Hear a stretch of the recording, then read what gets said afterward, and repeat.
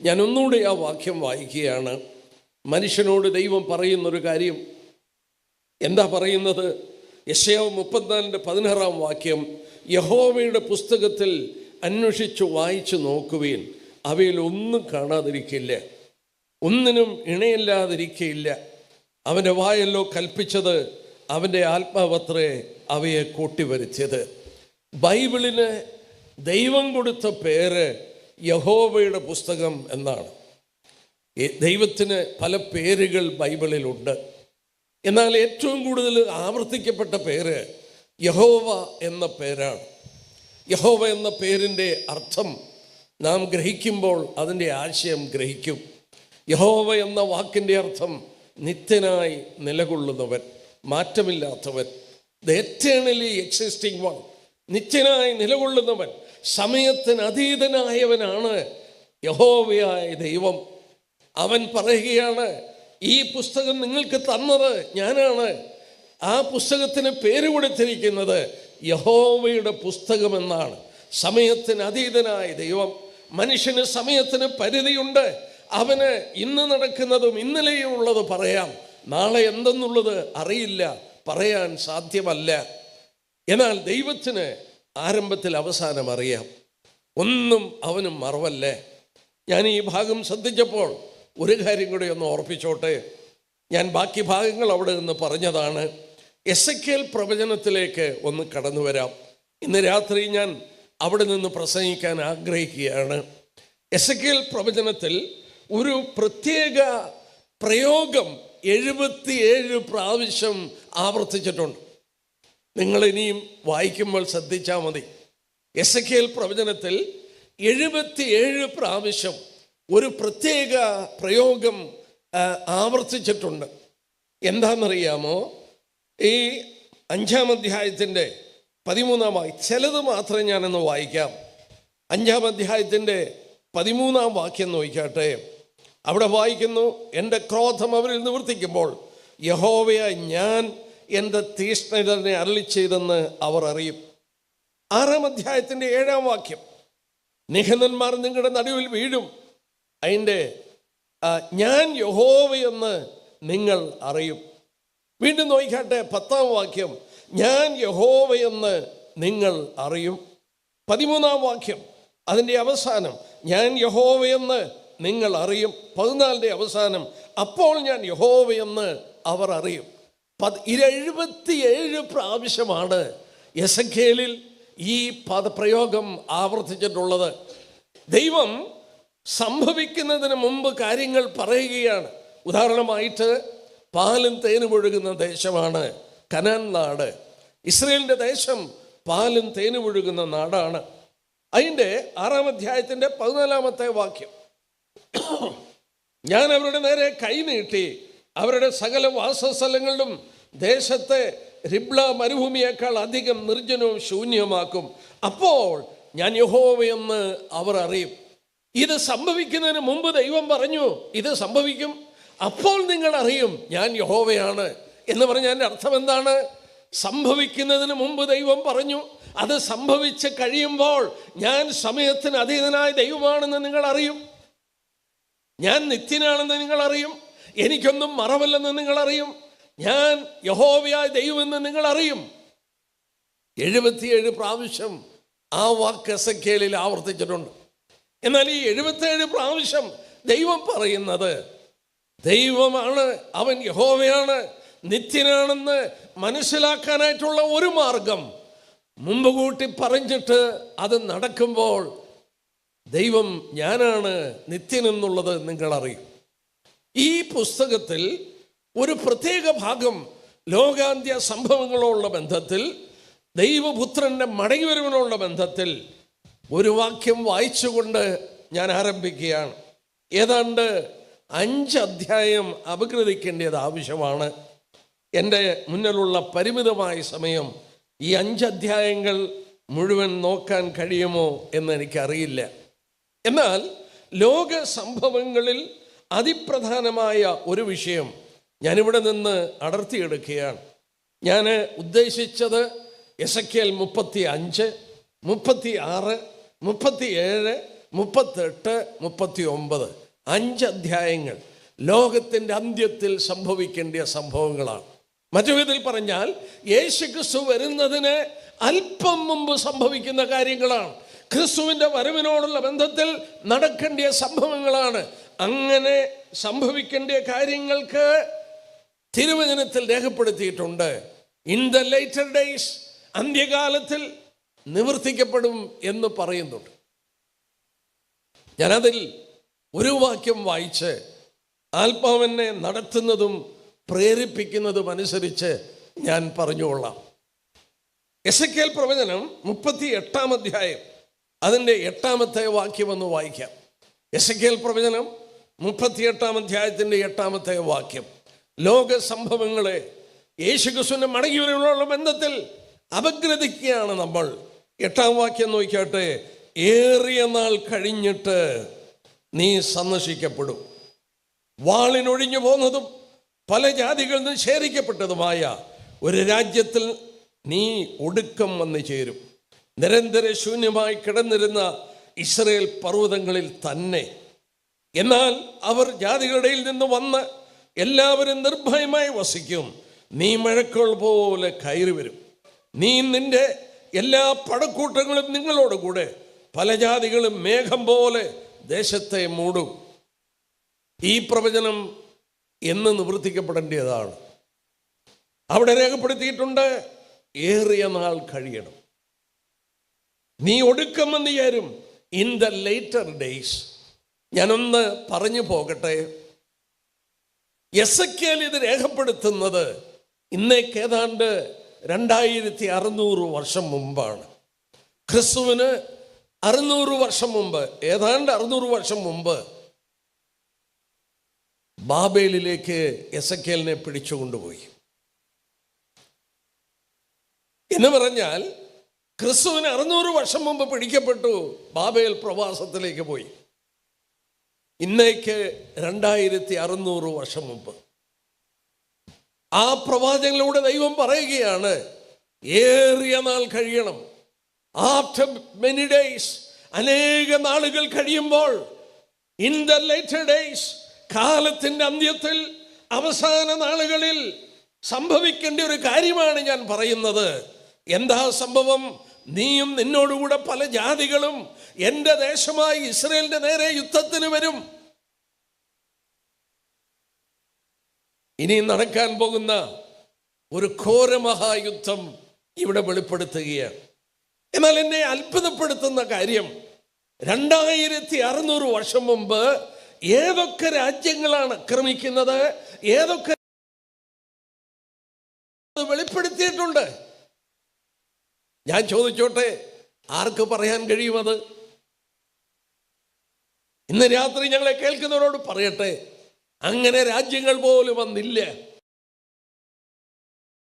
600 വർഷം മുമ്പ് സർവ്വജ്ഞാനിയായ ദൈവം, ഒന്നും മറവല്ലാത്ത ദൈവം, രാജ്യങ്ങൾ ഒന്നിച്ചുകൂടി എൻ്റെ ജനത്തെ ആക്രമിക്കും. എന്നാൽ ഇവിടെ ചില കാര്യങ്ങൾ ഞാനൊന്ന് ഓർപ്പിച്ചു കൊള്ളട്ടെ. ഇവിടെ എന്നാണെന്നുള്ളത് രേഖപ്പെടുത്തിയിട്ടുണ്ട്. ഒടുക്ക നാളിലാണ് അവർ വരുന്നത്, ഇസ്രയേൽ പർവ്വതങ്ങളിലാണ്. എന്നാൽ ഇവിടെ രേഖപ്പെടുത്തിയിട്ടുണ്ട്, പല ജാതികളിൽ നിന്ന് മലയാളത്തിൽ രേഖപ്പെടുത്തിയത് ഇംഗ്ലീഷിൽ രാഷ്ട്രങ്ങൾ എന്നാണ്, നേഷൻസ്. പല രാഷ്ട്രങ്ങളിൽ നിന്ന് ശേഖരിക്കപ്പെട്ട ഒരു രാജ്യം. എൻ്റെ പ്രിയപ്പെട്ടവരോട് ഓർപ്പിക്കട്ടെ, ഇസ്രയേൽ രാഷ്ട്രം അവരുടെ സ്വന്തം നാട്ടിൽ കയറുന്നതിന് മുമ്പ് മോവാബ് സമഭൂമിയിൽ വെച്ച് മോശെ അവരോട് പറഞ്ഞു, 2 പ്രാവശ്യം നിങ്ങളുടെ സ്വന്തം ദേശം വിട്ട് നിങ്ങൾ പോകും. നിങ്ങളെ കൊണ്ടുചെല്ലുന്നത് പാലും തേനും ഒഴുകുന്ന ദേശത്താണ്. ദൈവത്തെ അനുസരിക്കാത്തതിൻ്റെ ഫലമായി 2 പ്രാവശ്യം നിങ്ങൾ നിങ്ങളുടെ സ്വന്തം ദേശം വിട്ടുപോകും.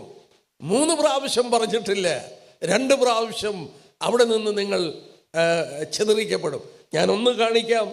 ആവർത്തനം 28 എടുത്ത്, ആവർത്തന പുസ്തകം 28 അധ്യായം. മോശെ അവരോട് പറയുകയാണ്, ഈ 2 പ്രാവശ്യം നിങ്ങൾ ലോകത്തിൽ ചിതറിക്കപ്പെടും, ലോകത്തിൽ പോകുമെന്ന് പറയുമ്പോൾ എവിടോട്ടൊക്കെയാ പോകുന്നതെന്ന് പറഞ്ഞിട്ടുണ്ട്. അത് അത്ഭുതമാണ്. നമ്മൾ ഓർക്കണം, അവരൊരു രാഷ്ട്രമായിട്ടില്ലേ. ഒരു രാഷ്ട്രമാകുന്നതിന് മുമ്പ് പറയുകയാണ്, അതായത് കനാനിൽ കയറുന്നതിന് മുമ്പ് പറയുകയാണ്. ഒന്നാമത് പറഞ്ഞ നോക്കാട്ടെ, ദൈവത്തെ അനുസരിക്കാതെ വരും. അതിൻ്റെ ഫലമായി 32-ാം വാക്യം, നിന്റെ പുത്രന്മാരും പുത്രിമാരും അന്യജാതിക്ക് അടിമയാകും. അന്യജാതി, ജാതികൾ എന്നല്ല, അന്യജാതി, അനദർ നേഷൻ, ഏകവചനമാണ്. ഒരു അന്യദേശത്ത് നീ അടിമയാകും. സൗരന്മാരെ എന്നെ കേൾക്കുന്ന പ്രിയപ്പെട്ടവരെ, ബൈബിള് സത്യമാണ്, കൃത്യമാണ്. കർത്താവ് പറഞ്ഞു, ഇതിന്റെ വള്ളിക്കും പുള്ളിക്കും വ്യത്യാസം വരത്തില്ല. ക്രിസ്തുവിന് 600 വർഷം മുമ്പ് ബാബേൽ എന്ന് പറയുന്ന ഒരു രാജ്യത്തിൽ അവരെ അടിമകളാക്കി. 600 വർഷം മുമ്പ് ബാബേൽ പ്രവാസത്തിൽ പോയി. അത് നടക്കുന്നതിന് എത്രയോ വർഷം മുമ്പ് മോശ പറഞ്ഞു, നീയും നിന്റെ പുത്രന്മാരും ഒരു അന്യജാതിക്കടിമയാകും. 70 വർഷം പ്രവാസം കഴിഞ്ഞ്, പ്രവാചകന്മാർ രേഖപ്പെടുത്തിയ പോലെ 70 വർഷം പ്രവാസം കഴിഞ്ഞ്, അവരുടെ അടിമത്വം കഴിഞ്ഞ് മടങ്ങി വന്ന് അവരുടെ പട്ടണം പണിതു, അവരുടെ ദേവാലയം പണിതു.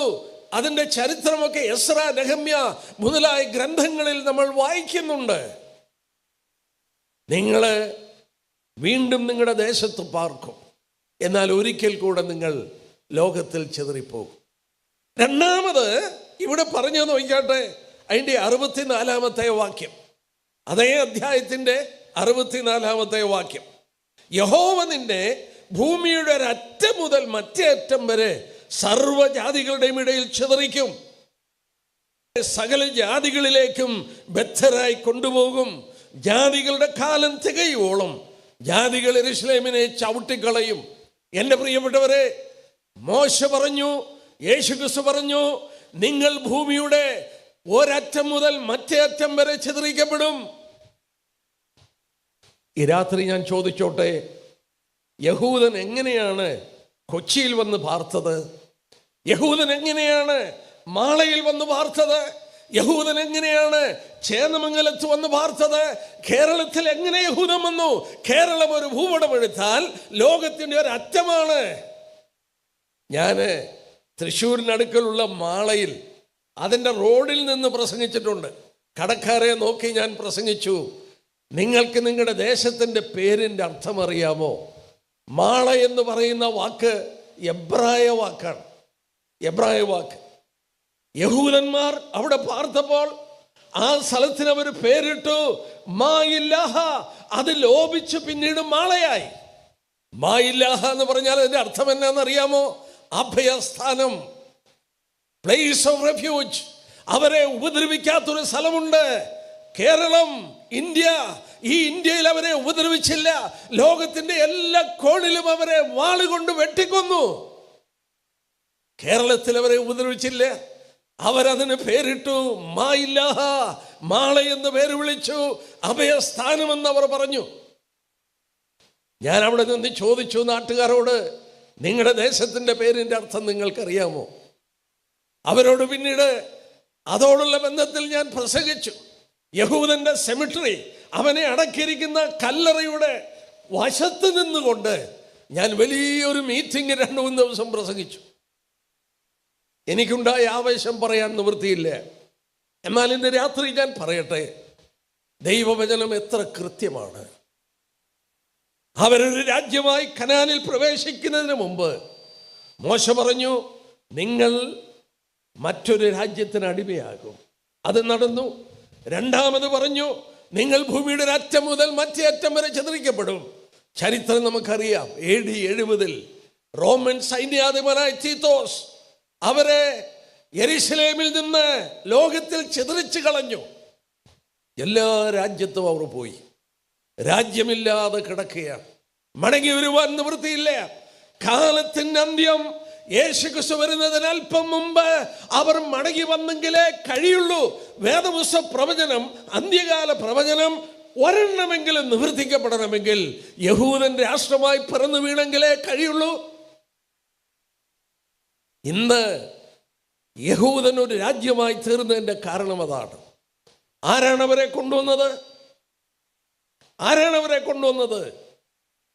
നിങ്ങൾ യെരമ്യാ പ്രവചനം എന്നെടുത്ത് അവിടെ സ്വർഗത്തിലെ ദൈവം പറയുന്ന വാക്ക് ഞാനെന്ന് ചൂണ്ടിക്കാണിക്കാം. യെരമ്യാ പ്രവചനം, അതിൻ്റെ യെരമ്യാ പ്രവചനം 31-ാം അധ്യായത്തിൻ്റെ 10-ാമത്തെ വാക്യം. യെരമ്യാ 31:10 ദൈവം പറയുകയാണ്, വിളിച്ചു പറയുക, നിങ്ങൾ ലോകത്തോട് വിളിച്ചു പറയുക. എന്താ വിളിച്ചു പറയേണ്ടത്? ആ 31:10 നോക്കിയേ. ജാതികളെ, യഹോവയുടെ വചനം കേൾപ്പീൻ, ദൂരദ്വീപുകളിൽ അതിനെ പ്രസ്താവിപ്പീൻ. ഇസ്രായേലിനെ ചിതറിച്ചവൻ അവനെ കൂട്ടിച്ചേർത്തു, ഒരിടയൻ തന്റെ കൂട്ടത്തെ കാക്കുന്ന പോലെ അവനെ കാക്കും. സ്തോത്രം. ആരാണ് അവനെ മടക്കി കൊണ്ടുവന്നത്? എന്താണ് ഈ വചനം പറയുന്നത്? ഇസ്രായേലിനെ ചിതറിച്ചവൻ അവനെ കൂട്ടിവരുത്തി. ദൈവത്തിന്റെ കരമാണ്. എസെക്കിയേൽ 36 നിന്ന് കഴിഞ്ഞ ദിവസം ഞാൻ ചൂണ്ടിക്കാണിച്ചു. 130 രാജ്യത്ത് നിന്ന് അവരെ മടക്കി കൊണ്ടുവന്നു. അവരുടെ പിതാക്കന്മാർക്ക് കൊടുത്ത സ്ഥലത്തിൽ തന്നെ കൊണ്ടുവന്നു. 23 ഇസ്ലാമിക് രാജ്യങ്ങളുടെ നിറഞ്ഞു കിടക്കുന്ന സ്ഥലത്ത്, അവരോട് ബദ്ധ വൈരാഗികളായിരിക്കുന്ന സ്ഥലത്ത്, അവരുടെ പിതാക്കന്മാരുടെ ആ സ്ഥലത്ത് തന്നെ അവർ രാജ്യമായി തീർന്നു. ദൈവത്തിന്റെ കരം, സർവശക്തന്റെ കരം രണ്ടാമത് അവരെ മടക്കി കൊണ്ടുവന്നു. ഇതാണ് എസെക്കിയേൽ പ്രവചനത്തിൽ നമ്മൾ വായിച്ച ആ ഭാഗം. വീണ്ടും നമ്മൾ നോക്കട്ടെ. നമ്മൾ ഓരോ വാക്യങ്ങളും അപഗ്രഥിച്ചു നോക്കുമ്പോൾ ഈ കാലഘട്ടം നമുക്കറിയാം. എസെക്കിയേൽ 38:8 വാക്യം, പല ജാതികളിൽ നിന്ന് ശേഖരിക്കപ്പെട്ടതുമായ ഒരു രാജ്യം, വാളിനൊഴിഞ്ഞു പോന്നു. യൂറോപ്പിൽ 2ാം ലോകയുദ്ധം നടക്കുമ്പോൾ, സെക്കൻഡ് വേൾഡ് വാർ, 90 ലക്ഷം യഹൂദന്മാരുണ്ട്. യൂറോപ്പിൽ 90 ലക്ഷം യഹൂദന്മാരുണ്ട്. 2ാം ലോകയുദ്ധം കഴിയുമ്പോൾ, ആ ലോകയുദ്ധം കഴിഞ്ഞപ്പോൾ, ഹിറ്റ്ലറിന്റെ ഭരണം അവസാനിച്ചപ്പോൾ 30 ലക്ഷമായി കുറഞ്ഞു. 60 ലക്ഷത്തെ ഗ്യാസ് ചേംബറിൽ കയറ്റിക്കൊന്നു. 30 ലക്ഷമായി ശേഷിച്ചു. ഇവിടെ കണ്ടോ, വാളിന് ശേഷിച്ചവർ. എന്റെ സഹോദരന്മാരോട് പറയട്ടെ, അവരെ എങ്ങനെയാണ് കൊണ്ടുവന്നത്? ദൈവം അവരെ കൊണ്ടുവന്നത്. വീണ്ടും നമ്മൾ യെരമ്യാ പ്രവചനം ഒന്ന് എടുത്താട്ടെ. ഞാൻ അങ്ങോട്ടും ഇങ്ങോട്ടും ഒക്കെ വാക്യങ്ങൾ എടുത്തുകൊണ്ടിരിക്കും. കാരണം എൻ്റെ മനസ്സിൽ ഓടി വരുന്ന വാക്യങ്ങളാണ് ഞാൻ എടുക്കുന്നത്. നോക്കിയാട്ടെ, ദൈവം എങ്ങനെ അവരെ കൊണ്ടുവരും? ദൈവം പറഞ്ഞൊരു വാക്യം ഞാൻ വായിക്കാം. യെരമ്യാ പ്രവചനം 17:16 വാക്യം. ഇതാ, ഞാൻ അനേകം മീൻപിടുത്തക്കാരെ വരുത്തും, അവരവരെ പിടിക്കും. അതിൻ്റെ ശേഷം ഞാൻ അനേകം നായാട്ടുകാരെ വരുത്തും, അവരവരെ എല്ലാ മലയിൽ നിന്നും എല്ലാ കുന്നുകളിൽ നിന്നും പാറപ്പിളപ്പുകളിൽ നിന്നും നായാടി പിടിക്കും എന്ന് യഹോവയുടെ അരുളപ്പാട്. ഇതെന്തായി പറയുന്നത്? ഞാൻ ആദ്യം മീൻപിടുത്തക്കാരെ കൊണ്ടുവരും, അതിൻ്റെ ശേഷം നായാട്ടുകാരെ കൊണ്ടുവരും, അങ്ങനെ ഞാൻ അവരെ മടക്കി കൊണ്ടുവരും. മീൻ പിടിക്കുന്നവര് എവിടെ നിന്നാ മീൻ പിടിക്കുന്നത്? വെള്ളത്തിൽ നിന്ന്. എന്താ ഇവിടെ പറയുന്നത്? വെളിപ്പാട് പുസ്തകം 17-ാം അധ്യായത്തിന്റെ 15-ാം വാക്യത്തിൽ വായിക്കുന്നു, നീ കണ്ട വെള്ളം ഭാഷകളും വംശങ്ങളും പുരുഷാരങ്ങളുമാണ്. ലോക ജനതയെ സമുദ്രമായി തിരുവചനത്തിൽ പറയുന്നു. വെളിപ്പാട് 17:15. യഹൂദൻ എവിടെയാണ്?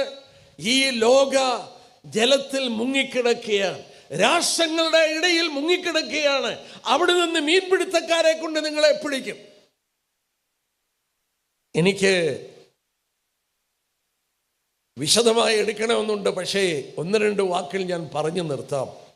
1897 സയനിസ്റ്റ് മൂവ്മെന്റ്, തിയഡോർ ഹെർസലിന്റെ നേതൃത്വത്തിൽ ബാസ്ലി എന്ന് പറയുന്ന സ്ഥലത്ത് സിയോണിസ്റ്റ് മൂവ്മെന്റ്. പലസ്തീനിലോട്ട് ആരെങ്കിലും പോയാൽ അവർക്ക് അവിടെ ചെന്ന് അറബികളോട് സ്ഥലം മേടിക്കാൻ പണം കൊടുക്കാം. ഒന്ന് ആലോചിച്ചു നോക്കിക്കേ. പലസ്തീനിലോട്ട് യഹൂദനും പോണ്ട. എന്താ കാരണം? അവിടെ ജീവിക്കുന്നത് അവരുടെ ശത്രുക്കളാണ്, അവിടെ മഴയില്ല, അവിടെ മരുഭൂമിയാണ്, അവിടെ ജനങ്ങളില്ല, അവിടെ മൃഗങ്ങളില്ല. അവിടോട്ട് പോകുമോ? എന്നാൽ സൗജന്യമായി പണം കൊടുത്തു, നിങ്ങൾ പോയി മേടിക്കുക. അന്നത്തെ കാലത്ത് സിയോണിസ്റ്റ് മൂവ്മെന്റുകാർ കൊടുത്തത് $20 ദശലക്ഷം. $20 മില്യൺ.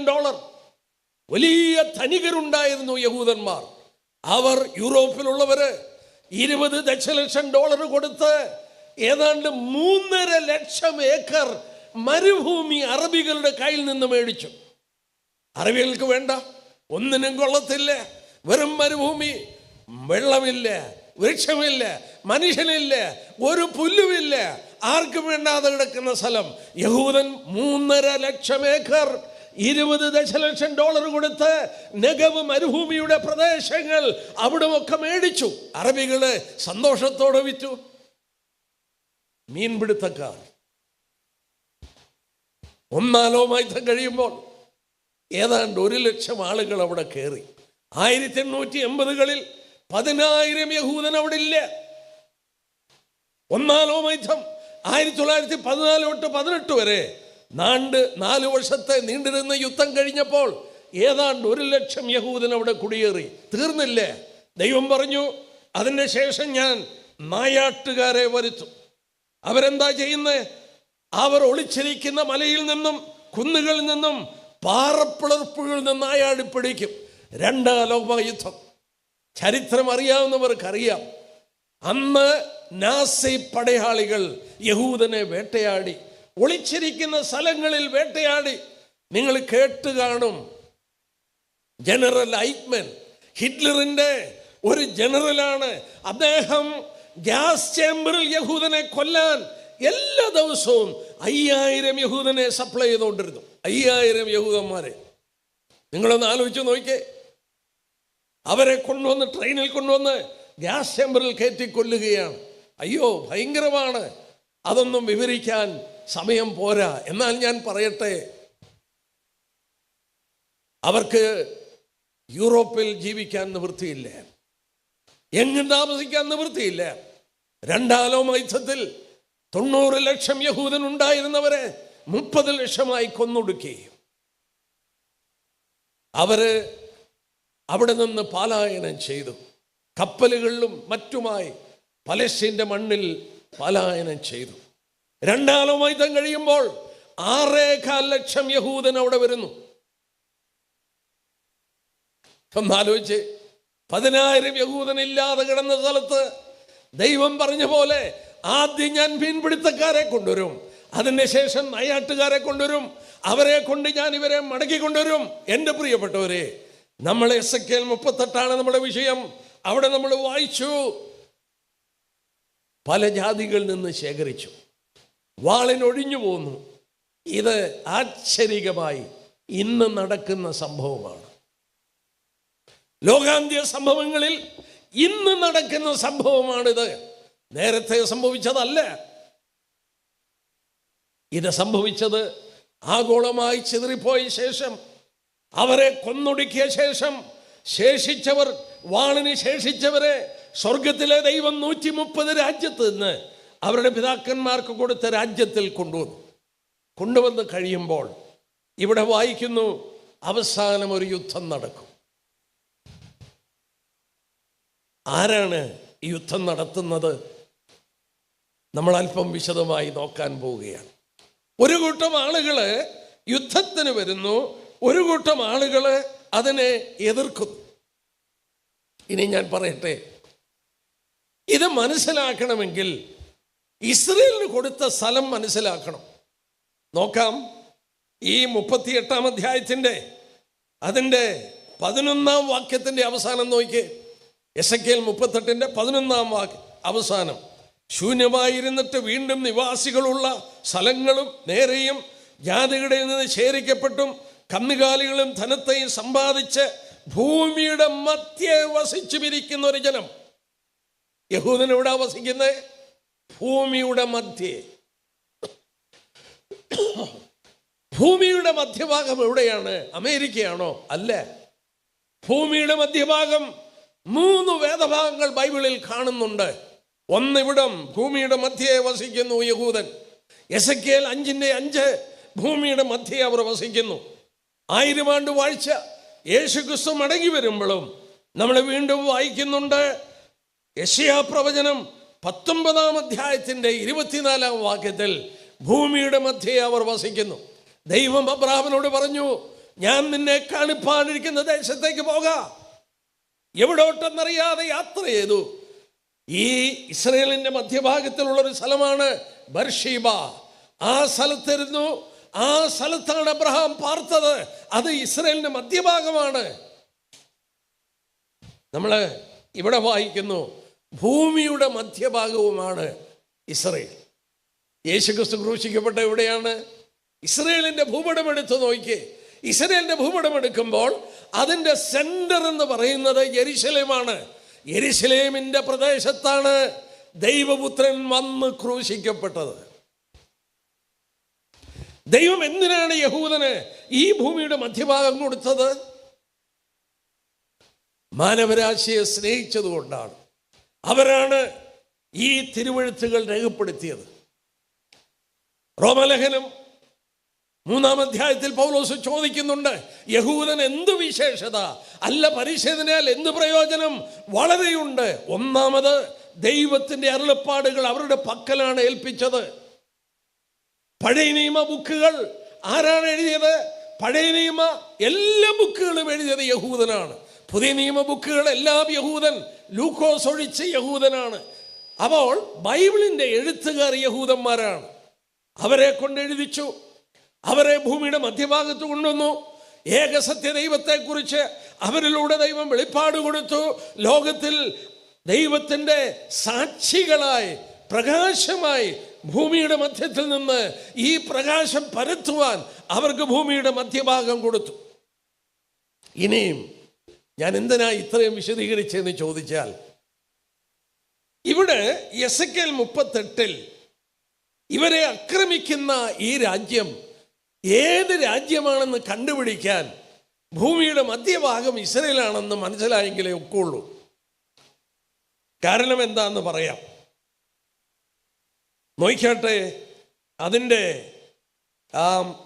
15-ാമത്തെ വാക്യം. ഇസ്രയേലിനെ ആക്രമിക്കാൻ വരുന്നത് എവിടുന്നാണ്? 38-ന്റെ 15-ാം വാക്യം. നീയും നിന്നോടുകൂടെ പല ജാതികളും ഒട്ടൊഴിയാതെ കുതിരപ്പുറത്ത് കയറിയ മഹാസമൂഹം, മഹാസൈന്യമായി നിന്റെ ദിക്കിൽ നിന്ന് വടക്കേ അറ്റത്ത് നിന്ന്, ആ വാക്ക് നോക്കിയേ, വടക്കേ അറ്റത്തും തന്നെ വരും. 39-ന്റെ 2 ഈ 38-ന്റെ തുടർച്ചയാണ്. ഞാൻ നിന്നെ വഴിതെറ്റിച്ച് നിന്നിൽ ആരിലൊന്നിലെ ശേഷിപ്പിച്ച് നിന്നെ വടക്കേ അറ്റത്ത് നിന്ന് കൊണ്ടുവരും. എൻ്റെ സഹോദരന്മാരെ, ഭൂമിയുടെ സെന്റർ ഇസ്രയേലാണെന്ന് മനസ്സിലായി. അതിൻ്റെ വടക്കേ അറ്റം ഇംഗ്ലീഷ് ബൈബിളിൽ വായിച്ചാൽ I will bring you from the uttermost north, ഏറ്റവും വടക്കുന്ന് കൊണ്ടുവരും. ഇസ്രയേലിൻ്റെ വടക്ക് രാജ്യങ്ങളുണ്ട്. ലെബനോന്, സിറിയ മുതലായ രാജ്യങ്ങൾ വടക്കാണ്. എന്നാൽ ഇവിടെ രേഖപ്പെടുത്തിയിട്ടുണ്ട് ഏറ്റവും വടക്കേ അറ്റം. ഇസ്രയേലിൻ്റെ ഏറ്റവും വടക്ക് കിടക്കുന്ന സ്ഥലം റഷ്യയാണ്. റഷ്യക്കപ്പുറത്ത് രാജ്യമില്ല. റഷ്യ ആക്രമിക്കും. പക്ഷെ ഇവിടെ കണ്ടോ, നിന്നോടുകൂടെ പല രാജ്യങ്ങൾ വരും. നിന്നോടുകൂടെ പല രാജ്യങ്ങൾ വരും. ഇവിടെ 15-ാം വാക്യം മഹാസൈന്യം. പിന്നെ വായിച്ചു 16, ഒരു മേഘം പോലെ എയർഫോഴ്സ്. ദാനിയേൽ 11:40 ഒരുപാട് കപ്പലുകളോടെ വലിയ നേവൽ ഫോഴ്സ്, വലിയ എയർഫോഴ്സ്, വലിയ ആർമി. ഇത് മൂന്നും ഇവിടെ പറഞ്ഞിട്ടുണ്ട്. ഇസ്രയേലിനെ ആക്രമിക്കാൻ വരുന്നത് അങ്ങനെയാണ്. പക്ഷേ ഇത് റഷ്യയാണെന്നുള്ളതിന് യാതൊരു തർക്കവുമില്ല, ഒന്നും തർക്കമില്ല. കാരണം അതിക്ക് മാത്രം നോക്കിയാൽ മതി. പിന്നെ ഇവിടെ പറഞ്ഞ പേരുകളൊക്കെ നമ്മളെ അത് മനസ്സിലാക്കി തരുന്നുണ്ട്. എന്നാൽ ഇവിടെ എനിക്ക് എടുക്കാനായിട്ടുള്ള പ്രേരണ തോന്നിയ വസ്തുത നോക്കുക. റഷ്യയോട് കൂടെ ഒരു കൂട്ടം രാജ്യങ്ങൾ ആക്രമിക്കാൻ വരുമ്പോൾ ദൈവം അവരോട് പറഞ്ഞു, നീ അവർക്ക് ലീഡറായിരിക്കണം. നോക്കിയേ, അതിൻ്റെ 38-ാം അധ്യായത്തിൻ്റെ 7-ാം വാക്യം. നിന്റെ അടുക്കൽ കൂടിയിരിക്കുന്ന നിന്റെ സമൂഹത്തെ ഒരുക്കൊള്ളുക, നീ അവർക്ക് മേധാവിയായിരിക്കുക. ഇംഗ്ലീഷ് ബൈബിളിൽ വായിച്ചാൽ യു ബി ദ ലീഡർ. നീ വേണം ലീഡറായിരിക്കാൻ. ഈ രാജ്യങ്ങളെ എൻ്റെ ജനമായ ഇസ്രയേലിനോട് യുദ്ധത്തിന് കൊണ്ടുവരേണ്ടത് നീ ആയിരിക്കണം. മറ്റു വിധത്തിൽ പറഞ്ഞാൽ റഷ്യയുടെ നേതൃത്വത്തിൽ ഈ രാജ്യങ്ങൾ അവസാന യുദ്ധത്തിന് വരും. ഏതൊക്കെ രാജ്യങ്ങളാണ് വരുന്നത്? ഇനി നമ്മൾ ആ വിഷയത്തിലേക്കാണ് പോകുന്നത്. ഇവിടെയാണ് എന്നെയും നിങ്ങളെയും അത്ഭുതപ്പെടുത്തേണ്ട കാര്യം. ഞാനും നിങ്ങളും വന്നെത്തിയ കാലഘട്ടം ലോക അന്ത്യത്തിൻ്റെ മണിമുഴക്കം കേൾക്കുന്ന കാലഘട്ടം. എൻ്റെ സഹോദരി സഹോദരന്മാരെ, ഇനിയും സമയമില്ല. ദൈവസഭ മാറ്റപ്പെട്ട് കഴിഞ്ഞാൽ നടക്കേണ്ട യുദ്ധമാണ് ഇവിടെ രേഖപ്പെടുത്തിയത്. ഇതിനു വേണ്ടി 2600 വർഷം മുമ്പ് പറഞ്ഞ രാഷ്ട്രീയ കൂട്ടുകെട്ടുകൾ ഒന്നായി മാറി. നോക്കിയാട്ടെ, ആരൊക്കെയാണ് റഷ്യയോട് കൂടെ വരുന്നത്? നിങ്ങളെ അത്ഭുതപ്പെടുത്തും. അതിൻ്റെ 5-ാം വാക്യം നോക്കിയേ. അവരോടുകൂടെ ഒട്ടൊഴിയാതെ പരിചയം തലക്കോരിയും ധരിച്ച പാർസികൾ. ആരാണ് ഈ പാർസികൾ? ആരാണ് പാർസികൾ? പേർഷ്യ. ആരാണ് ഈ പേർഷ്യ? ഇറാൻ. ഇന്ന് വാർത്താ മാധ്യമങ്ങളിൽ നിറഞ്ഞു നിൽക്കുന്നു ഇറാൻ. ഇറാൻ. ഡൊണാൾഡ് ട്രംപ് പറഞ്ഞു അങ്ങനെ ഒരു സംസ്കാരം ഇല്ലാതാക്കും. ഒന്നും നടക്കുകയില്ല. കാരണം ഇവിടെ പറഞ്ഞ ഈ പ്രവചനം നിവർത്തിക്കാൻ റഷ്യയോടുകൂടെ ആദ്യം വരുന്ന രാജ്യം ഇസ്രയേലിനെ ആക്രമിക്കാൻ വരുന്നത് പേർഷ്യൻസാണ്, ഇറാനികളാണ്. ഏതാനും മിനിറ്റുകൾ ഞാൻ ഇറാനെ കുറിച്ചൊന്ന് പറഞ്ഞോട്ടെ. മറ്റു ഭാഗങ്ങൾ എടുക്കേണ്ടിയുണ്ട്. ഞാൻ ഓടിച്ച് ആ ഭാഗം പറയാം. ഇറാന് നമ്മൾ ഓർക്കണം, ഇറാൻ ഈ രാജ്യങ്ങൾ, ഇറാന് ഇസ്രയേലിൻ്റെയും പാശ്ചാത്യ രാജ്യങ്ങളുടെയും പക്ഷത്ത് നിന്ന ഒരു രാജ്യമാണ്. അവിടെ ഭരിച്ചിരുന്ന വ്യക്തി നമുക്കറിയാം, അവിടുത്തെ ഷാ. അദ്ദേഹം പാശ്ചാത്യ രാജ്യങ്ങളോടും ഇസ്രയേലിനോടും വളരെ സ്നേഹസമ്പന്നരായിരുന്നു. എന്നാൽ ഈ പ്രവചനം നിവർത്തിക്കപ്പെടണമെങ്കിൽ റഷ്യയുടെ ചായ്വിലോട്ട് പോകണം. എന്തോ സംഭവിച്ചെന്നറിയാമോ? ഞാൻ പറയുന്നത് നിങ്ങൾ ചരിത്രമെടുത്ത് നോക്കുക. നിങ്ങളെ ഞാൻ വെല്ലുവിളിക്കുകയാണ്. എൻ്റെ സഹോദരന്മാരെ, ഈ പ്രവചനം നിവർത്തിക്കപ്പെടാൻ 1979 ഒരു സംഭവം ഉണ്ടായി.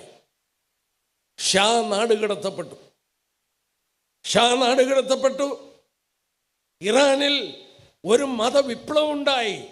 ആയത്തുള്ള ഖൊമേനി ഭരണമേറ്റെടുത്തു. 79 ആയത്തുള്ള ഖൊമേനി ഭരണമേറ്റെടുത്ത ശേഷം അദ്ദേഹം പ്രഖ്യാപിച്ചത്, ഞാൻ കുറിച്ചെടുത്തു, ഇസ്രയേലിനെ തുടച്ചു കളയേണ്ടത് മതപരവും ധാർമ്മികവുമായ കടപ്പാടാണ്.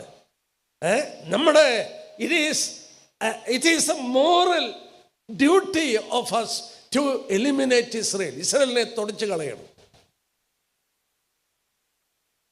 ആയത്തുള്ള ഖൊമേനി അതിനുവേണ്ടി അവർ എന്ത് ചെയ്തു? ലോകത്തിലെ 4ാമത്തെ സൈനിക ശക്തിയാണ് ഇറാൻ.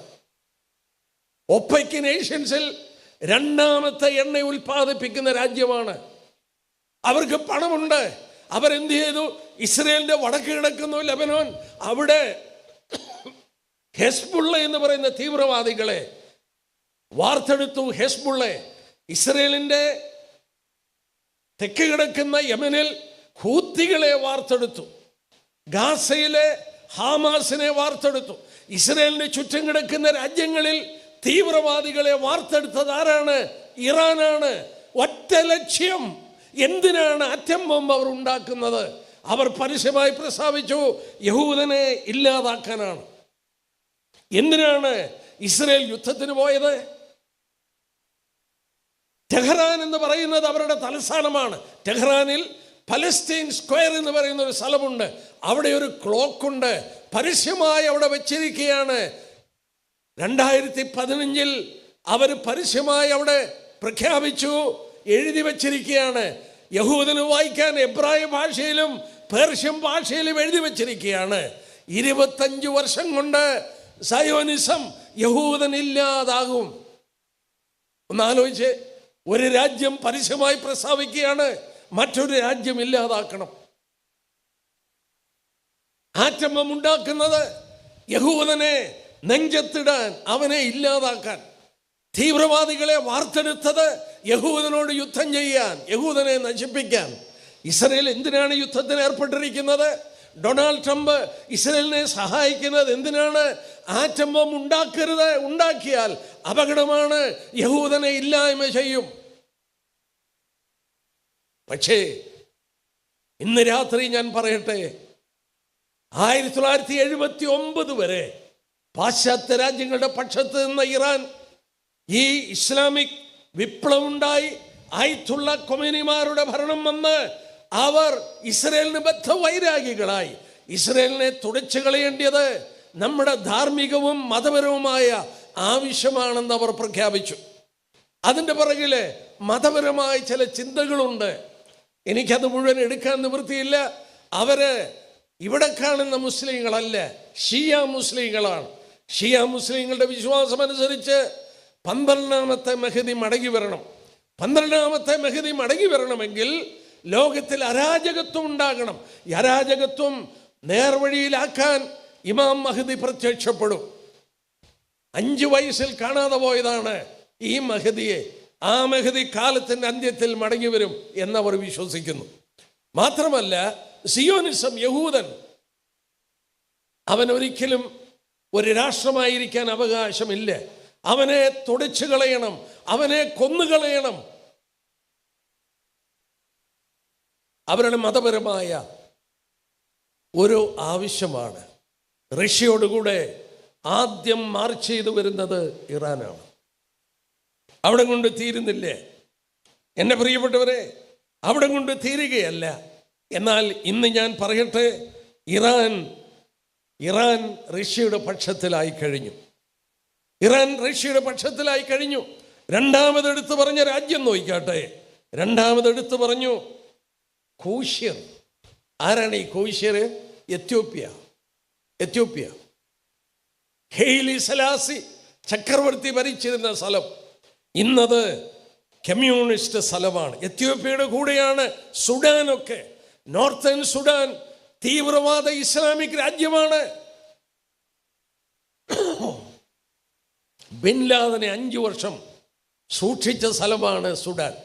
ഈ കൂശ്യർ എന്ന് പറയുന്ന സ്ഥലത്തിൽ അതും വരും. മൂന്നാമത് പറഞ്ഞു പൂത്യര്. ആരാണ് ഈ പൂത്യര്?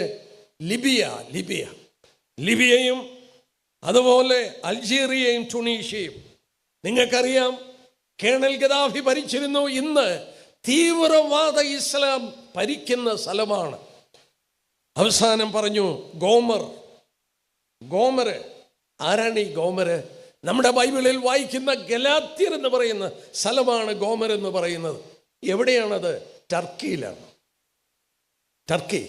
ടർക്കി ഇന്ന് യൂറോപ്യൻ യൂണിയനിലുണ്ട്. പക്ഷേ നിങ്ങൾ നോക്കിക്കോ, ചിലപ്പോൾ ഇപ്പോഴത്തെ യുദ്ധം കഴിയുമ്പോൾ നാറ്റോയിൽ നിന്നവർ പുറത്തു വന്ന് അവര് ഇസ്രയേലിന് നോക്കണം. AKP എന്ന് പറയുന്ന പാർട്ടിയാണ്, ഇസ്ലാം പാർട്ടിയാണ് ടർക്കി ഭരിക്കുന്നത്.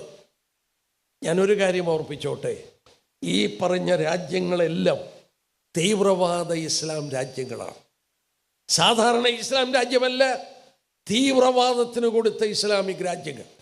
രണ്ടാമതൊരു കാര്യം ഓർക്കുക, ഈ രാജ്യങ്ങളെല്ലാം റഷ്യയുടെ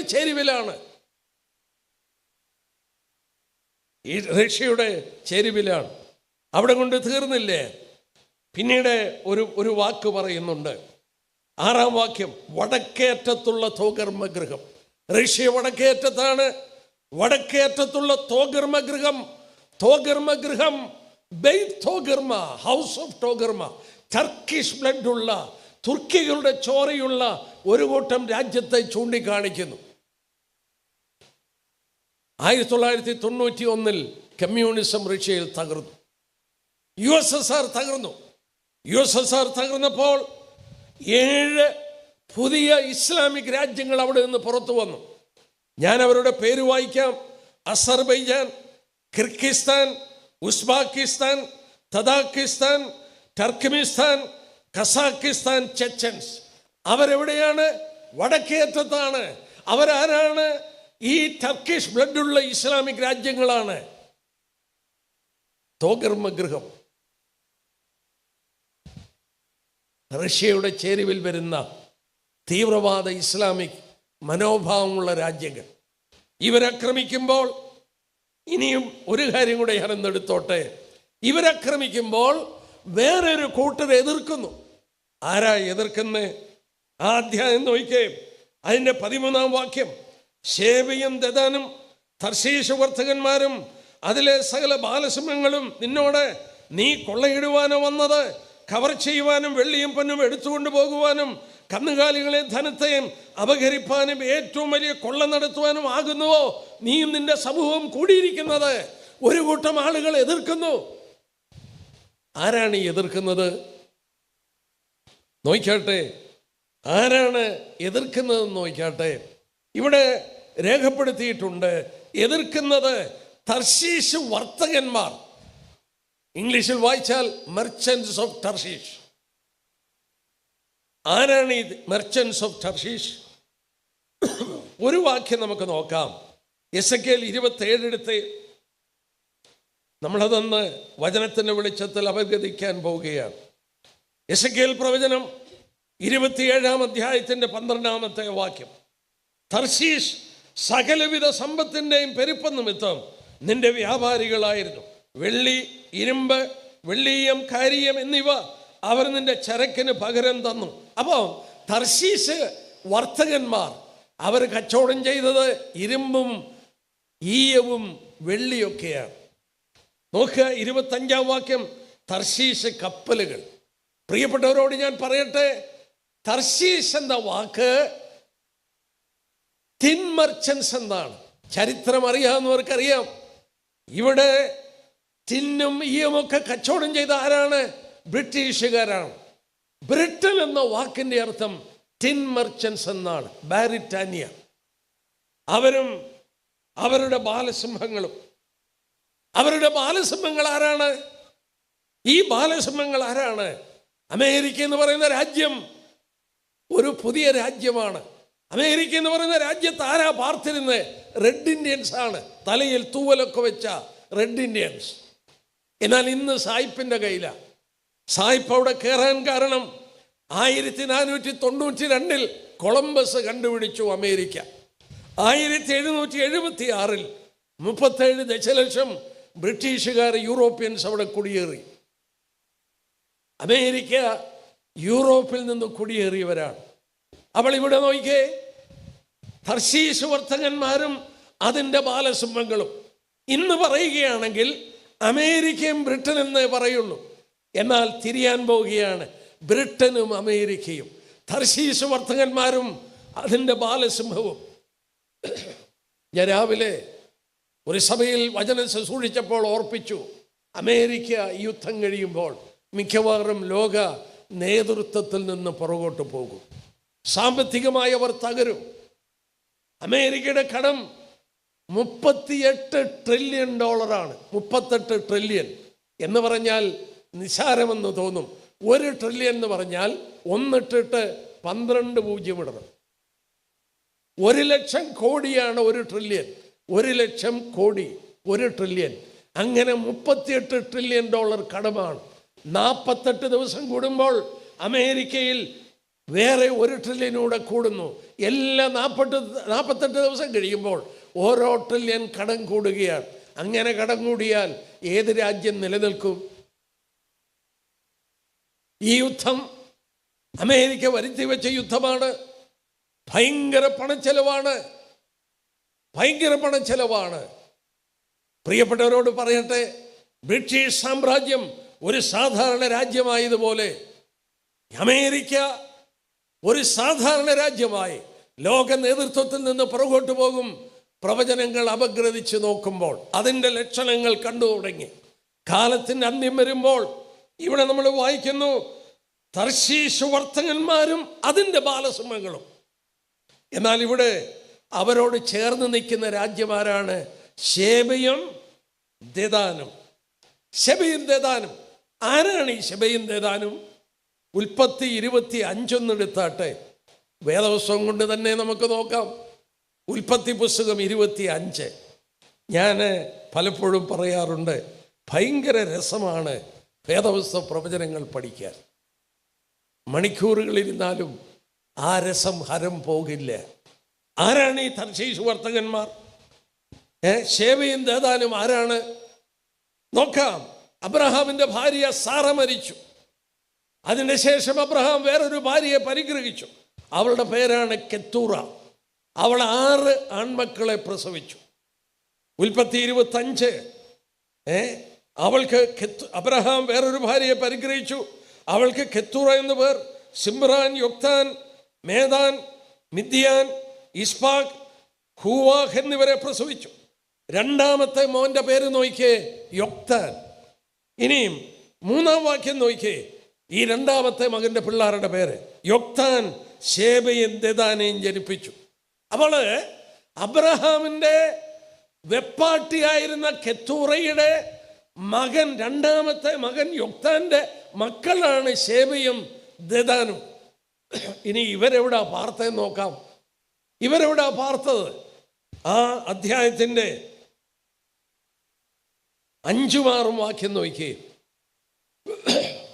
അബ്രഹാം തനിക്കുള്ളതൊക്കെയും ഇസ്ഹാക്കിന് കൊടുത്തു. അബ്രഹാമിനുണ്ടായിരുന്ന വെപ്പാട്ടികളുടെ മക്കൾക്കോ അബ്രഹാം ദാനങ്ങളെ കൊടുത്തു. താൻ ജീവനോടിരിക്കുമ്പോൾ തന്നെ അവരെ തന്റെ മകനായ ഇസ്ഹാക്കിന്റെ അടുക്കൽ നിന്ന് കിഴക്കേ ദേശത്തിലേക്ക് അയച്ചു. എൻ്റെ പ്രിയപ്പെട്ടവരെ, ഒന്നാലോചിച്ച് നോക്കിയേ. അബ്രഹാം താൻ ജീവനോടിരിക്കുമ്പോൾ വീട്ടുകാരെയും ക്രമീകരിച്ചു. അബ്രഹാം ഇസ്ഹാക്കിന് വാഗ്ദത്ത നാട് കൊടുത്തു. തൻ്റെ വെപ്പാട്ടികളുടെ മക്കൾ ഹാഗർ, കെത്തൂറ, അവരുടെ മക്കൾ, അവർക്ക് സ്ഥലം കൊടുത്തത് എവിടെയാണ്?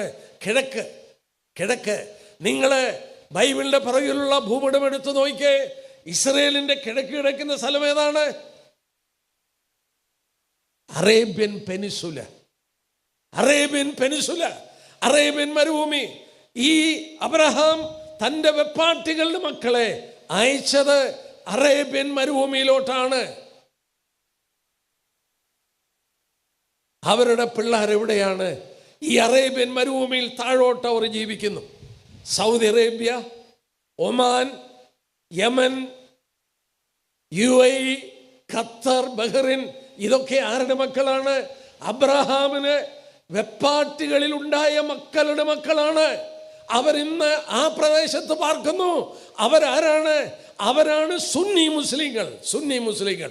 അവർ മിതവാദികളാണ്, തീവ്രവാദികളല്ല, മിതവാദികളാണ്. അവര് ആരോടാണ് ചേർന്നിരിക്കുന്നത്? ശേബയും ദെദാനോടും, ബ്രിട്ടീഷുകാരോടും അമേരിക്കൻസിനോടും. നിങ്ങൾക്കറിയാം, അവിടെ എണ്ണ കണ്ടുപിടിച്ചത് ആരാണ്? ഈ ബ്രിട്ടീഷുകാരും അമേരിക്കക്കാരുമാണ്. അവർക്ക് പ്രൊട്ടക്ഷൻ കൊടുക്കുന്ന ആരാണ്? ഈ ബ്രിട്ടീഷുകാരും അമേരിക്കക്കാരുമാണ്. ഇപ്പൊ യുദ്ധം നടന്നപ്പോൾ നമ്മൾ കണ്ടു, ബഹ്റിനിലും സൗദിയിലും ഖത്തറിലുമൊക്കെ ഇറാൻ മിസൈൽ അയച്ചതിന്റെ കാരണം അവിടെയെല്ലാം അമേരിക്കയുടെ ബേസ് ഉണ്ട്, അവരുടെ പടയാളികൾ ഉള്ളത് കൊണ്ടാണ്. ബൈബിള് കണ്ടോ? എന്നാൽ ഒരു കാര്യം കൂടെ ഞാൻ പറയട്ടെ. ഈ അറേബ്യൻ രാജ്യങ്ങൾ പ്രാരംഭത്തിൽ നടന്ന യുദ്ധങ്ങളിൽ ഇസ്രയേലിന് വിരോധമായി വന്നു. എന്നാൽ ഇപ്പോൾ അവർ മിണ്ടുന്നില്ല. ശ്രദ്ധിച്ചോ? ഇപ്പോൾ അവർ മിണ്ടുന്നില്ല. കാരണം എന്നാ? 2020 ഒരു സംഭവം നടന്നു. നിങ്ങളിൽ ചിലരെങ്കിലും ഓർക്കുന്നുണ്ട്. അബ്രഹാം അക്കോർഡ് എന്ന് പറഞ്ഞ്, അബ്രഹാം ഉടമ്പടി എന്ന് പറഞ്ഞ്, ഞങ്ങളൊക്കെ അബ്രഹാമിന്റെ മക്കളാണ്, അബ്രഹാം ഉടമ്പടി എന്ന് പറഞ്ഞ് ഈ അറേബ്യൻ രാജ്യങ്ങൾ, ബഹ്റിനും സൗദിയും, ഇവരൊക്കെ ഇസ്രയേലിനോട് സമാധാനത്തിന് കടന്നു വന്നു. സൗരന്മാരെ, ഈ വേദപുസ്തക പ്രവചനം ഒന്ന് ചിന്തിച്ച് നോക്കിയേ. റഷ്യയുടെ കൂടെ നമ്മൾ ഓർക്കണം, ഇത് 2600 വർഷം മുമ്പ് പറഞ്ഞതാണ്. റഷ്യയോടുകൂടെ നീ അവർക്ക് മേധാവി ആയിക്കൊള്ളുക. തീവ്രവാദ ഇസ്ലാമിക് രാജ്യങ്ങൾ, ഇറാനും ലിബിയയും ഇതുപോലുള്ള രാജ്യങ്ങൾ എല്ലാം ചേർന്ന് ഇസ്രയേലിനെ ആക്രമിക്കുമ്പോൾ അതിനോട് എതിർക്കുന്ന ഒരു കൂട്ടരുണ്ട്. അത് മിതവാദികളായ അറേബ്യൻ രാജ്യങ്ങൾ. അമേരിക്കയോടും ഇസ്രയേലിനോടും ചേർന്ന് നിൽക്കുന്ന രാജ്യങ്ങൾ. എന്ത് പറയാനാ? ഈ ബൈബിളിൻ്റെ പ്രവചനങ്ങൾ എത്ര സത്യം! എന്നാൽ വളരെ ഗൗരവമായി ഇന്ന് രാത്രി ഞാൻ ഓർപ്പിക്കട്ടെ, ഞാനും നിങ്ങൾ ജീവിക്കുന്ന ഇന്ന്, നമ്മൾ ജീവിക്കുന്ന ഇന്ന്, എസെക്കിയേൽ 38 എടുത്താട്ടെ, ഞാനും നിങ്ങൾ ജീവിക്കുന്ന ഇന്ന് ഈ പ്രവചനം നിവർത്തിക്കപ്പെടുവാൻ, എൻ്റെ സഹോദരന്മാരെ, എൻ്റെ സഹോദരിമാരെ, എന്നെ കേൾക്കുന്ന പ്രിയപ്പെട്ടവരെ, 2600 വർഷം മുമ്പ് രേഖപ്പെടുത്തി വച്ചു. ഇൻ ദ ലേറ്റർ ഡേയ്സ്, അന്ത്യകാലത്തിൽ ഇത് നടക്കും. ഈ രാഷ്ട്രീയ ചേരികൾ ആയിക്കഴിഞ്ഞു. ആർക്ക് പറയാൻ കഴിയും? ജീവിതത്തിൽ ലോകരാജ്യങ്ങൾ ഇങ്ങനെ ചേരിതിരിയുമെന്ന് ആർക്ക് പറയാൻ കഴിയും? 2600 വർഷം മുമ്പ് നാം വിശ്വസിക്കുന്ന ദൈവം, ജീവനുള്ള ദൈവം, നമുക്ക് വേണ്ടി വെളിപ്പെടുത്തി തന്നിരിക്കുകയാണ്. എന്തിനാ നമുക്ക് വെളിപ്പെടുത്തിയത്? നാം ഇവിടെ ഇല്ലല്ലോ. കാര്യങ്ങളെ വിലയിരുത്തി നമ്മുടെ കർത്താവ് വരാറായി എന്നുള്ളത് ഗ്രഹിക്കാൻ വേണ്ടി നമുക്ക് ഭാഗ്യം തരികയാണ്. ഇസ്രയേലിനെ ഇവർ ആക്രമിക്കും. ഇനിയത്തെ യുദ്ധത്തിൽ റഷ്യയുടെ നേതൃത്വത്തിൽ ഇറാനും, ഞാൻ ഓർപ്പിച്ച പോലെ എത്യോപ്യ, സുഡാൻ, ലിബിയ, അതുപോലെ ടർക്കി മുതലായ രാജ്യങ്ങൾ, തീവ്രവാദ ഇസ്ലാമിക് രാജ്യങ്ങൾ, അസർബൈജാൻ, ടർക്കിമിസ്ഥാൻ, ഉസ്ബെക്കിസ്ഥാൻ മുതലായതെല്ലാം ഇസ്ലാമിക് രാജ്യമാണ്. ആ രാജ്യങ്ങളെല്ലാം കൂടെ ചേർന്ന് ഇസ്രയേലിനെ ആക്രമിക്കും. റഷ്യയുടെ കൂടെ ആദ്യം വരുന്നത് ഇറാനായിരിക്കും. അവരാക്രമിക്കുമ്പോൾ അതിനോട് എതിർക്കുന്നത് നമ്മൾ കണ്ടതുപോലെ ബ്രിട്ടീഷുകാരും അതിൻ്റെ പുറകിൽ അമേരിക്കക്കാരും, ഈ അറേബ്യൻ രാജ്യത്ത് പാർക്കുന്ന, ഇന്ന് കാണുന്ന സൗദി, ഒമാൻ, UAE, ഖത്തർ മുതലായ രാജ്യങ്ങൾ അവരോട് ചേർന്ന് നീ കൊള്ളയിടുവാനാണോ വന്നതെന്ന് പറഞ്ഞ് എതിർക്കും. വലിയ സൈന്യവുമായിട്ടാണ് വരുന്നത്. റഷ്യ ആയിരിക്കും അവരുടെ നേതാവ്.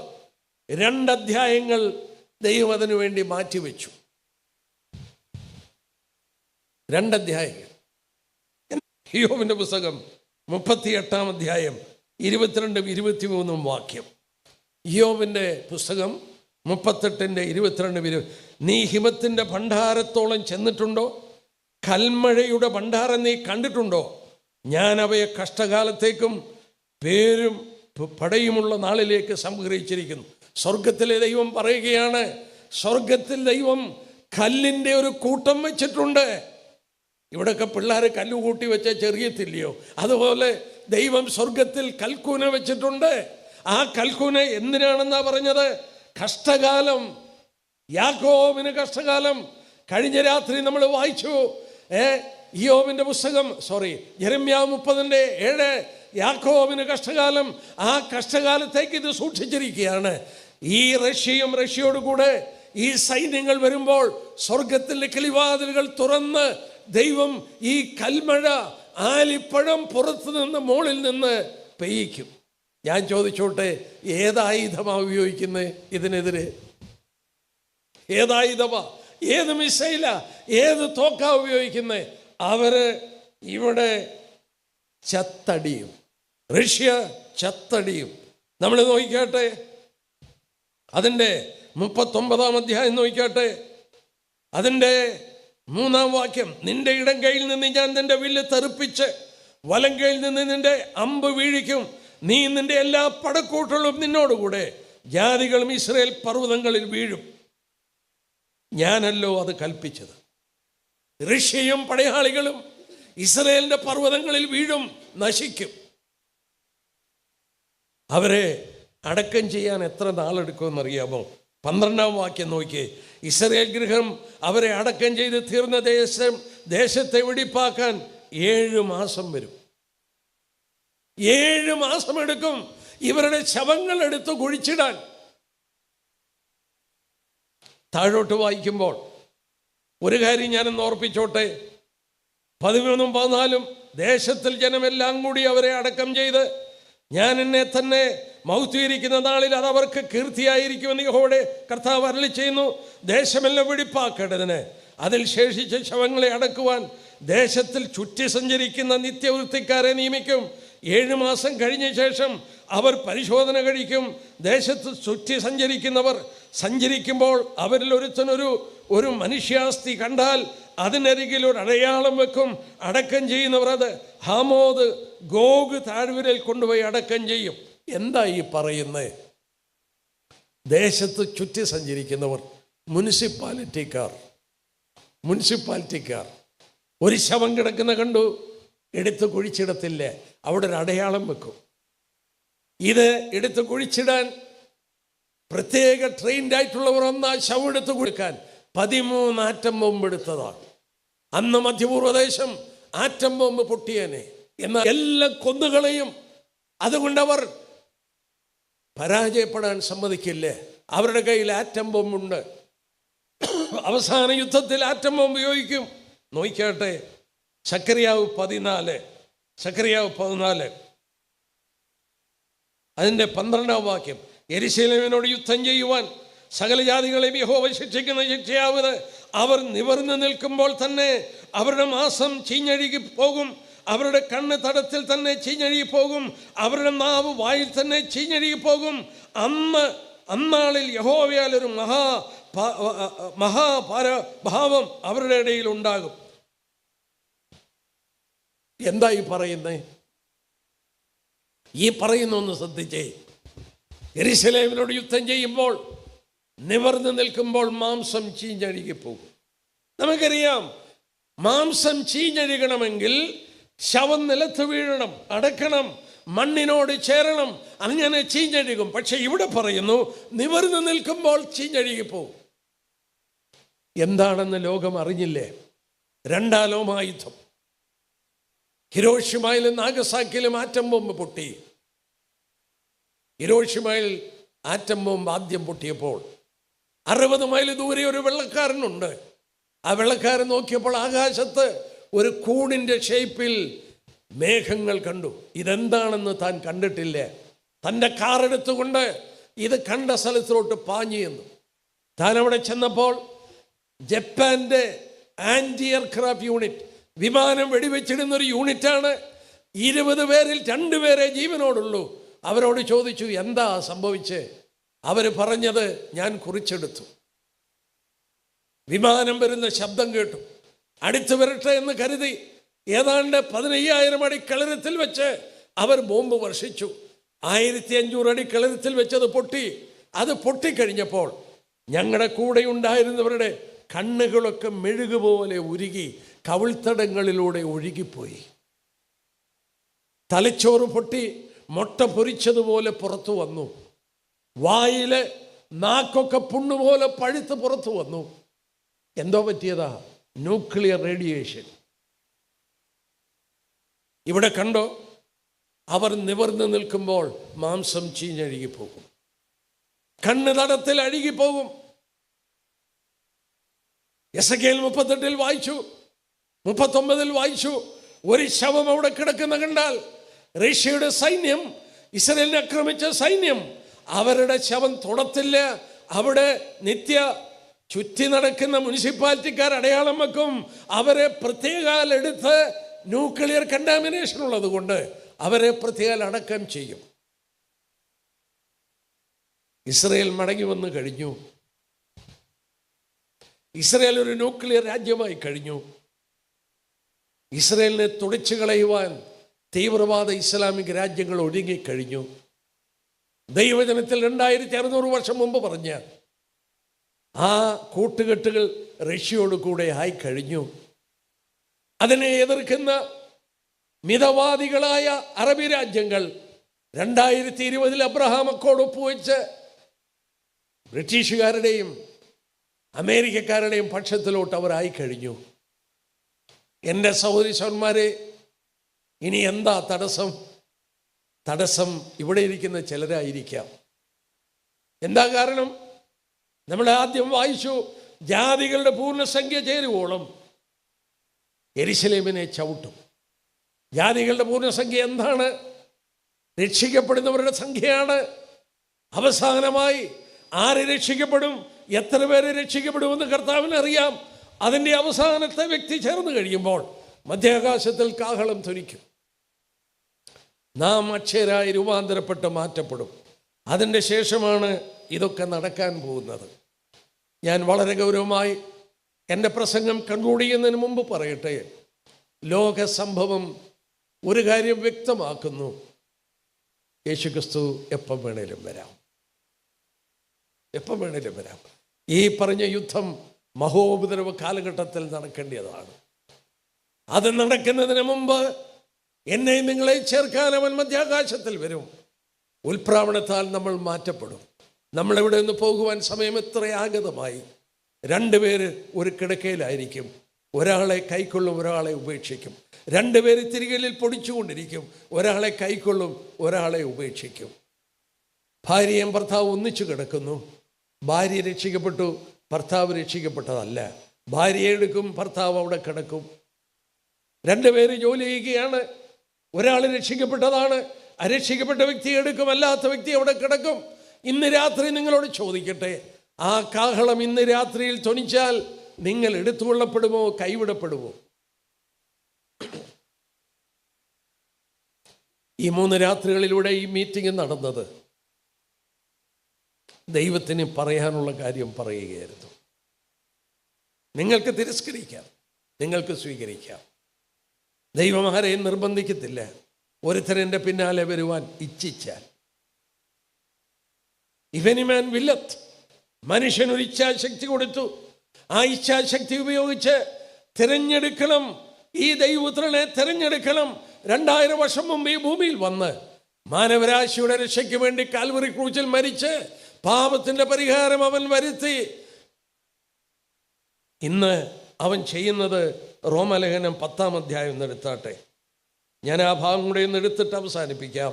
റോമാലേഖനം 10-ാം അധ്യായം എടുത്താട്ടെ. അവിടെ രക്ഷിക്കപ്പെടാനുള്ള മാർഗം എന്താണ്? സഭ മാറണോ? വേണ്ട. വേറെ എന്തെങ്കിലും കർമ്മം ചെയ്യണോ? വേണ്ട. പണം കൊടുക്കണോ? വേണ്ട. ഒന്നും ചെയ്യണ്ട. പിന്നെന്താ ചെയ്യേണ്ടത്? രക്ഷ ദൈവത്തിൻ്റെ ദാനമാണ്. രക്ഷ ദൈവത്തിൻ്റെ ദാനമാണ്. ആ ദാനമായി നൽകിയ രക്ഷ ദൈവം വലിയ വില കൊടുത്തിട്ട് ഒരുക്കിയതാണ്.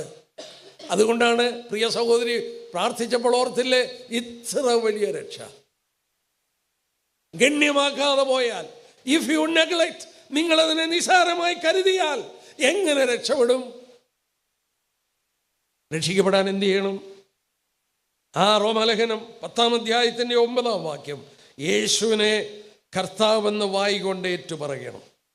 ദൈവനെ മരിച്ചവരിൽ നിന്ന് ഉയർത്തെഴുന്നേൽപ്പിച്ചെന്ന് ഹൃദയം കൊണ്ട് വിശ്വസിക്കുകയും ചെയ്താൽ നീ രക്ഷിക്കപ്പെടും. തീർത്ത് പറയുകയാണ്, നീ രക്ഷിക്കപ്പെടും. എങ്ങനെ? നിന്റെ വിശ്വാസം, നമ്മുടെ ഹൃദയത്തിൽ എന്താണോ വിശ്വസിക്കുന്നത് ആ വിശ്വാസമാണ് വായികൊണ്ട് ഏറ്റു പറയുന്നത്. If I don't have A conviction I cannot confess. ഞാനൊരു കാര്യം ഏറ്റു പറയണമെങ്കിൽ ഞാനത് വിശ്വസിക്കണം. ഞാൻ എന്താ വിശ്വസിക്കേണ്ടത്? ഇവിടെ വായിക്കുന്നത് എന്താണ്? യേശുവിനെ കർത്താവെന്ന് വായികൊണ്ട് ഏറ്റു പറയണം. ഞാനത് ഏറ്റു പറയണമെങ്കിൽ ഹൃദയത്തിൽ അത് വിശ്വസിക്കണം. 2000 വർഷം മുമ്പ് ദൈവപുത്രൻ എൻ്റെ പാപത്തിനാണ് മരിച്ചത്. അവൻ മരിച്ചു, അടക്കപ്പെട്ടു, 3-ാം നാൾ ഉയർത്തെഴുന്നേറ്റു. ഇനിയും പാപം കൂടാതെ 2ാമതും തന്നെ ജനത്തെ ചേർക്കാൻ പ്രത്യക്ഷപ്പെടും. കർത്താവേ, ഞാൻ എൻ്റെ ഹൃദയം തുറന്നു തരുന്നു. ഞാനത് വിശ്വസിക്കുന്നു. എൻ്റെ വായ് കൊണ്ട് ഞാൻ ഏറ്റുപറയുന്നു. ഹൃദയം കൊണ്ട് വിശ്വസിക്കുകയും വായ് കൊണ്ട് ഏറ്റുപറയുകയും ചെയ്താൽ നിങ്ങൾ രക്ഷിക്കപ്പെടും. ഒരു വാക്യം കൂടെ ഇവിടെ വായിച്ചോട്ടെ. അതിൻ്റെ 21-ാം വാക്യം. ഇസ്രായേലിനെ കുറിച്ചോ അനുസരിക്കാത്തതും മറുത്തു പറയുന്നതുമായ ജനത്തിലേക്ക് ഞാൻ ഇടപെടാതെ കൈനീട്ടി. അയ്യോ, ആ വാക്യം ഇംഗ്ലീഷിൽ വായിച്ചപ്പോൾ എനിക്ക് തന്നെ ഒരു വിഷമം തോന്നി. ഇംഗ്ലീഷിൽ എങ്ങനെയാണെന്നറിയാമോ? All day long I have stretched forth my hand to a gainsaying and disobedient people. അനുസരിക്കാത്ത, മറുത്തു പറയുന്ന, എന്നെ അവഗണിക്കുന്ന ജനത്തിൻ്റെ ഇടയിലേക്ക് ഞാൻ ഒരു ദിവസം മുഴുവൻ കൈനീട്ടി പിടിച്ചുകൊണ്ടിരുന്നു. സൗരന്മാരോട് ഞാൻ ചോദിക്കട്ടെ, ഒരു മാന്യനായ മനുഷ്യൻ, വളരെ മാന്യനായ മനുഷ്യൻ എൻ്റെ അടുക്കൽ വന്നു ഹലോ മിസ്റ്റർ എന്ന് പറഞ്ഞ് കൈ നീട്ടിയാൽ ഞാൻ കൈ കൊടുക്കത്തില്ല, പുറകെ പിടിച്ചിരിക്കുക. ഹലോ, വീണ്ടും അദ്ദേഹം പറഞ്ഞു, ഹലോ, ഞാൻ കൈ കൊടുക്കത്തില്ല. അയാൾ കൈ നീട്ടി പിടിച്ചുകൊണ്ടിരിക്കുമ്പോൾ ആ കൈ പിൻവലിക്കും. ദൈവം പറയുക, ഓൾ ഡേ ലോങ്, ദിവസം മുഴുവൻ എൻ്റെ കൈ നീട്ടിപ്പിടിച്ചു. ആരോട്? അനുസരിക്കാത്ത ജനം, മറുത്ത് പറയുന്ന ജനം, എന്നെ ഗണിക്കാത്ത ജനം. അവരെ എന്നോട് നിരപ്പിക്കുവാൻ ഒരു ദിവസം മുഴുവൻ ഞാൻ കൈ നീട്ടിപ്പിടിച്ചു. അത് അവഗണിച്ച് കളയുകയാണ്. ഈ രാത്രിയിൽ നിങ്ങളൊരു ക്രിസ്ത്യ കുടുംബത്തിൽ ജനിച്ചു കാണും. ഞാനും അങ്ങനെ ജനിച്ചൊരു വ്യക്തിയായിരുന്നു. ഞാൻ രക്ഷിക്കപ്പെട്ടത് 22 വയസ്സിലാണ്. യേശുക്രിസ്തുവിന് വേണ്ടി എൻ്റെ ഹൃദയം കൊടുത്തു. അവനെ രക്ഷകനും കർത്താവുമായി ഞാൻ സ്വീകരിച്ചു. ഒരുവൻ ക്രിസ്തുവിലായാൽ അവനൊരു പുതിയ സൃഷ്ടിയാകും, കണ്ടാൽ സകലവും പുതുതാകും. ഞാൻ അനുഭവിച്ചറിഞ്ഞു. നിങ്ങൾ മധ്യാകാശത്തിൽ കർത്താവ് കാഹളം ധ്വനിപ്പിക്കുമ്പോൾ എടുത്തുകൊള്ളപ്പെടുമോ, കൈവിടപ്പെടുമോ? ഈ രാത്രിയിൽ ഒരു തീരുമാനമെടുക്കുക.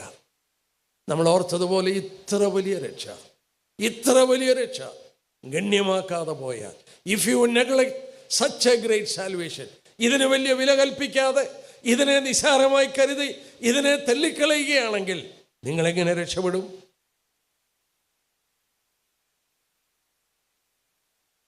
ഈ രാത്രിയിൽ നിങ്ങളിരിക്കുന്ന ഇരിപ്പിടത്തിൽ ഇരുന്നു കൊണ്ട് പ്രാർത്ഥിച്ചാൽ മതി. ഞാൻ എൻ്റെ പ്രസംഗം നിർത്തുകയാണ്. ഒരു നിമിഷം ജീവിതത്തിലേക്ക് തിരിഞ്ഞു നോക്കാൻ ഒന്ന് കണ്ണടയ്ക്കാം. ഒരു നിമിഷം. അത് കഴിഞ്ഞ എല്ലാവരും പോകാവൂ. 1 മിനിറ്റ് നമുക്കൊന്ന് പ്രാർത്ഥിക്കാം. ഈ 3 രാത്രികളിലൂടെ നാം പ്രിയം വെച്ച കർത്താവ് വേഗം വരുന്നു എന്നുള്ളത് തർക്കമറ്റ സംഗതിയായി ബൈബിളിൻ്റെ പ്രവചനങ്ങളെ ആധാരമാക്കി നമ്മൾ കണ്ടു. ഇന്ന് രാത്രിയിലും ഇസ്രയേലിനോടൊരു മഹായുദ്ധത്തിന് ഇറാനും റഷ്യയൊക്കെ കടന്നു വരാൻ പോകുന്നുവെന്നുള്ളത് തീർത്തും വചനത്തിൽ 2600 വർഷം മുമ്പ് പറഞ്ഞത് നമ്മൾ കണ്ടു. അത് നിവർത്തിക്കപ്പെടാൻ കാര്യങ്ങൾ ഒരുക്കി കഴിഞ്ഞു. കർത്താവ് ഒന്നാമത് വന്നത് പാപികളെ രക്ഷിപ്പാനാണ്, പാപത്തിൻ്റെ പരിഹാരം വരുത്താനാണ്. കാൽവറി ക്രൂശിൽ അവൻ്റെ ജീവൻ അവൻ കൊടുത്തത് എൻ്റെ നിങ്ങളുടെ പാപത്തിന് പരിഹാരം വരുത്തുവാൻ. നിങ്ങളുടെ സമീപേ നിന്നുകൊണ്ട് അവൻ്റെ കരം നിങ്ങളുടെ നേരെ നീട്ടിപ്പിടിക്കുകയാണ്. ആ കരം നീട്ടി എന്നോട് നിരപ്പ് പ്രാപിക്കുമോ?